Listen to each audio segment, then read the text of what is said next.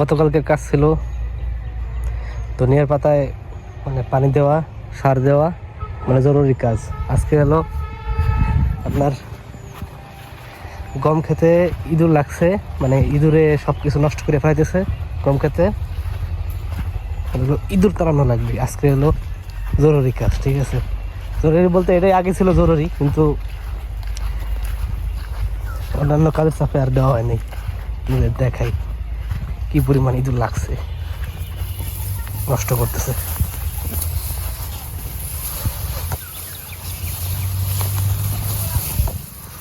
দেখেন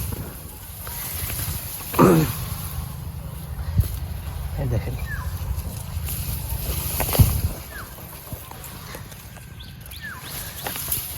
কি পরিমাণ লাগছে। এই যে আজকে মনে হয় কাটছে, নষ্ট করছে এগুলো। জায়গায় জায়গায় আছে এরকম, ভিতর দিয়ে জায়গায় জায়গায় এরকম নষ্ট করে রাখছে। বেশি যন্ত্রণা করে, জ্বালাতন করে বেশি ইঁদুরে, বিশেষ করে গমের ক্ষেত্রে। আশেপাশে একটু জঙ্গল মঙ্গল আছে তো, এদিক দিয়ে থাকে, আর এই গমের সময় হলে এই দিক দিয়ে এরকম নষ্ট করে। তো যাই হোক, ফাঁদ বানাইছি ইঁদুর মারার। ঠিক আছে, প্রাচীন পদ্ধতি, দাদার কাছ থেকে শিখছিলাম ইঁদুর মারার ফাঁদ বানানো। ঠিক আছে, বানাইছিও, কিন্তু এখনও দেওয়া হয় নাই।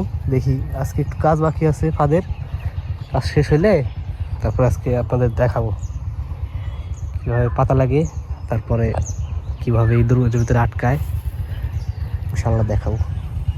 আজকে এই ক্ষেত নিরান্ন শেষ হয়েছে, এখন এই ক্ষেত আর ওই যে সামনে ওটা বাকি আছে, দুটা বাকি আছে, তাই হলো মোটামুটি নিরান্ন শেষ হয়।